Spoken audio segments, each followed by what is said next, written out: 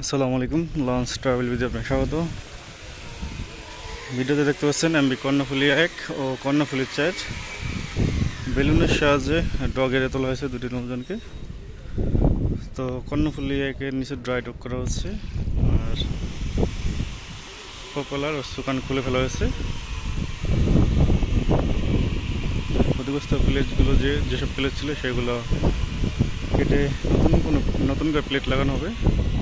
কর্ণফুলী সিরিজের কর্ণফুলী 5 কোস্টার জাহাজ।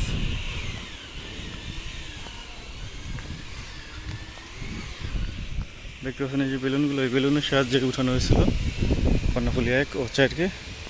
Karnaphuli 4-এর engine change করা হবে, তাছাড়া ক্ষতিগ্রস্ত প্লেটগুলো চেঞ্জ করে নতুন প্লেট লাগানো হবে। সেই কারণেই কর্ণফুলী 4-কে উঠানো হয়েছে। কর্ণফুলী 4 লেখাটা মুছে ফেলা হয়েছে। দেখতে পাচ্ছেন সাদা চিহ্ন দিয়ে 4 লেখাটা মুছে ফেলা হয়েছে। কর্ণফুলী 1 লেখাও মুছে ফেলা হয়েছে। কর্ণফুলী 4 লঞ্চেরও সুকান প্রপেলার খুলে ফেলা হয়েছে। কাজ চলছে খুব দ্রুত করতে।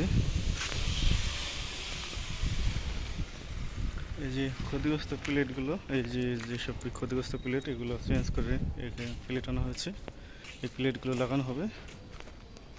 এই কর্ণফুলী 4 লঞ্চের দোনো পাশের ফ্যানটার বেশিরভাগই ভাঙা ছিল, তো সেগুলো পরিবর্তন করা হচ্ছে। আর ইঞ্জিন চেঞ্জ করা হবে, তলদেশে রং করা হয়েছে সেই সাথে।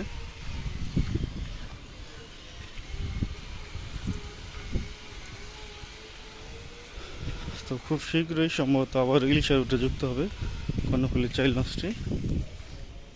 আর কর্ণফুলী 1 দীর্ঘদিন ধরে এই সার্ভিসের বাইরে।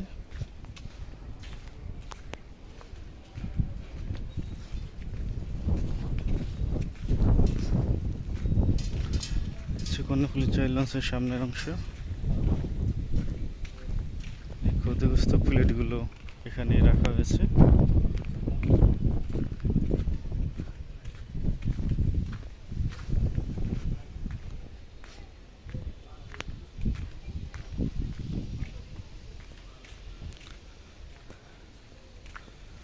তো এই ছিল কর্ণফুলী 4 ও কর্ণফুলী 1 লঞ্চের আপডেট। পরবর্তীতে অন্য কোনো রুটের অন্য কোনো লঞ্চের ভিডিও নিয়ে হাজির হবো।